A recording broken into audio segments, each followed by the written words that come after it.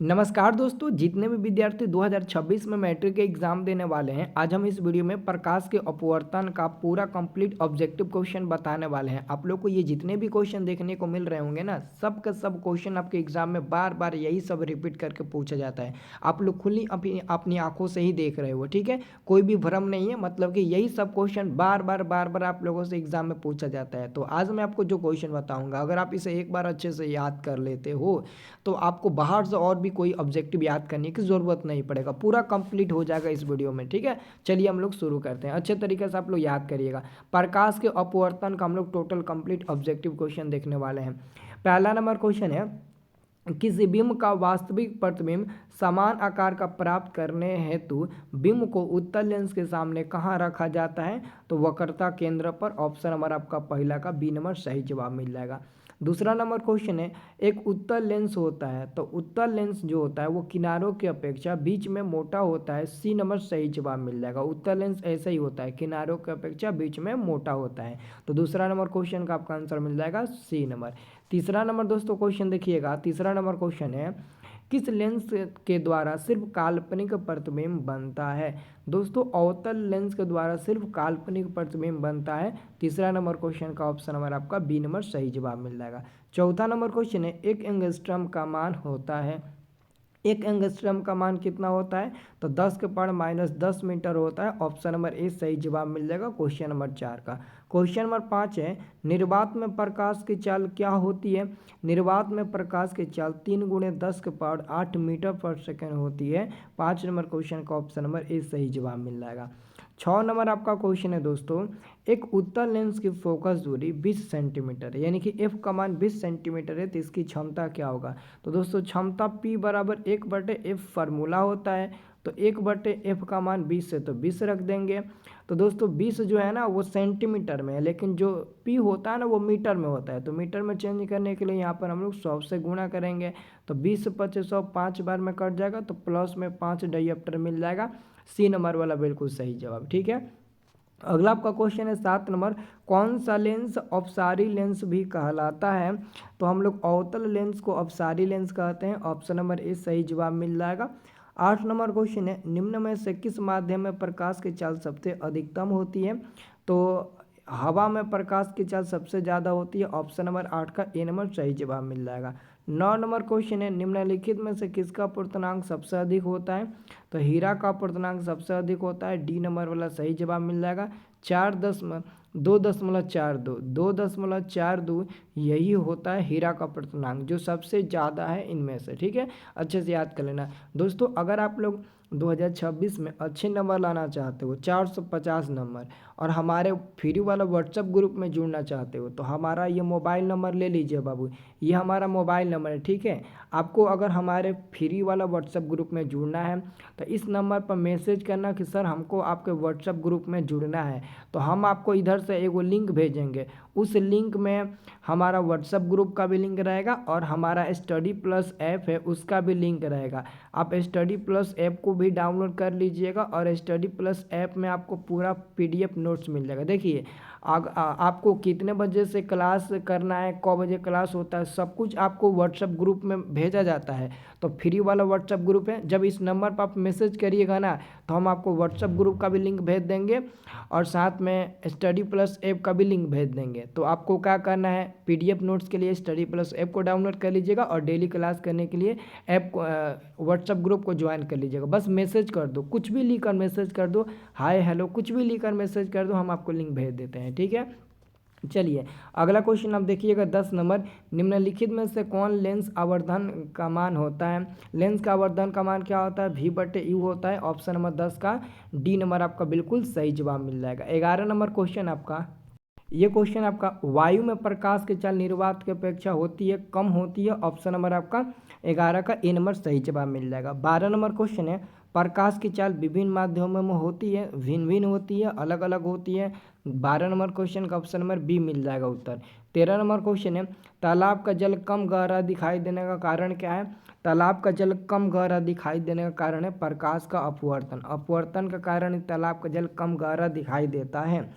14 number question है, lens में मुख्य फोकस की संख्या कितनी होती है? 2 होती है। लेंस में मुख्य फोकस की संख्या कितनी होती है? 2 होती है। ऑप्शन नंबर ए सही जवाब मिल जाएगा। अगला क्वेश्चन आपका है, अवतल लेंस का आवर्धन m बराबर होता है तो v/u होता है। ये देखो क्वेश्चन कितनी बार पूछा गया, यहाँ पर भी क्वेश्चन दोस्तों पूछा गया है ना।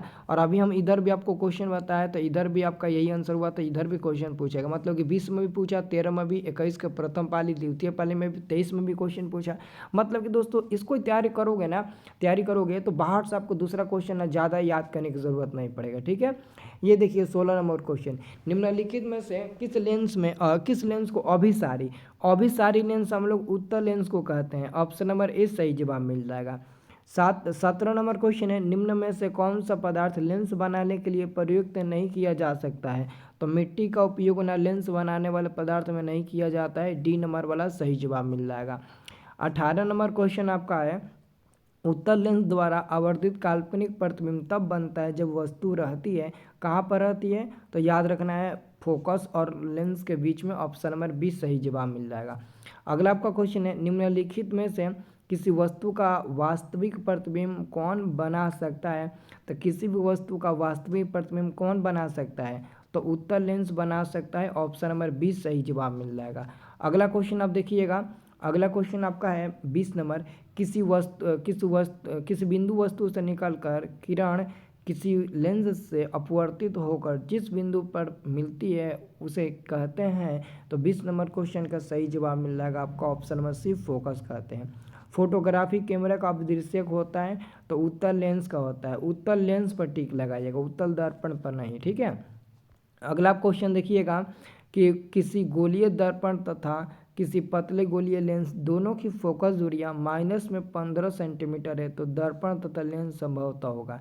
तो बाबू याद रखिएगा, अवतल दर्पण की, देखिए यहाँ पर दोनों अवतल होगा क्योंकि अवतल दर्पण की फोकस दूरी ऋणात्मक होती है और अवतल लेंस की भी फोकस दूरी ऋणात्मक होती है। तो 15 काची में है, माइनस में है ना, तो माइनस में अवतल होता है और अवतल होता है। अवतल दर्पण और अवतल लेंस दोनों में माइनस में फोकस दूरी होती है। अगला क्वेश्चन आपका है कि शब्दकोश के छोटे अक्षरों को पढ़ने के लिए किस लेंस का उपयोग करना पसंद करेंगे? तो 5 सेंटीमीटर फोकस दूरी वाले उत्तल लेंस, सी नंबर वाला सही जवाब मिल जाएगा। 24 नंबर क्वेश्चन है, प्रकाश का चाल न्यूनतम होता है कांच में, पर कांच में प्रकाश का चाल सबसे न्यूनतम होता है।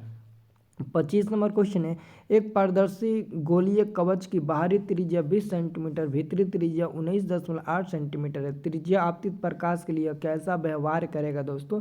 तो 25 नंबर क्वेश्चन का आपका बिल्कुल सही जवाब मिल जाएगा। डी नंबर, अवतल लेंस की भांति की तरह व्यवहार करेगा। डी नंबर सही जवाब मिल जाएगा।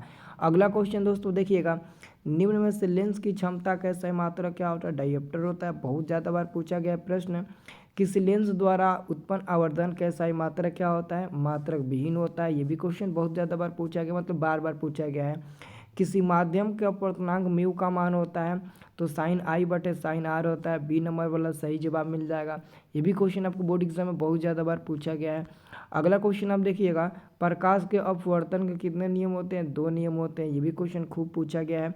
लेंस की क्षमता के SI मात्रा क्या होता है? अभी मैंने बताया डायोप्टर होता है, जो कि यहाँ पर भी पूछा है, मतलब कि खूब पूछता है। हीरे का अपवर्तनांक कितना होता है? तो 2.42। ऑप्शन नंबर डी सही जवाब मिल जाएगा। ये हीरे का अपवर्तनांक होता है। अगला क्वेश्चन नंबर 32 नंबर, निम्न में से किस लेंस की फोकस दूरी धनात्मक होती है? तो उत्तल लेंस की फोकस दूरी धनात्मक होती है और उत्तल दर्पण के भी फोकस दूरी धनात्मक होगा, लेकिन अवतल लेंस और अवतल दर्पण की फोकस दूरी ऋणात्मक होगी। अगला क्वेश्चन देखिए, विरल माध्यम से सघन माध्यम में जाते हुई किरण मुड़ जाती है तो अभिलंब की ओर मुड़ जाती है कि अभिलंब से दूर? तो 33 नंबर क्वेश्चन का ऑप्शन नंबर ए हो जाएगा, अभिलंब की ओर मुड़ जाती है। अगला क्वेश्चन आप देखिएगा, चिन्हों की निर्देशांक परिपाटी में धनात्मक फोकस दूरी किसकी होती है? तो उत्तल लेंस की भी फोकस दूरी धनात्मक होती है और उत्तल दर्पण की भी फोकस दूरी धनात्मक होती है। तो डी नंबर सही जवाब मिल जाएगा, ए और बी दोनों, क्योंकि डी नंबर में दिया है ए और बी दोनों। ठीक है, अगला क्वेश्चन है, सघन माध्यम से विरल माध्यम में गमन करने पर आपतन कोण आई और अपवर्तन कोण आर में क्या संबंध होता है?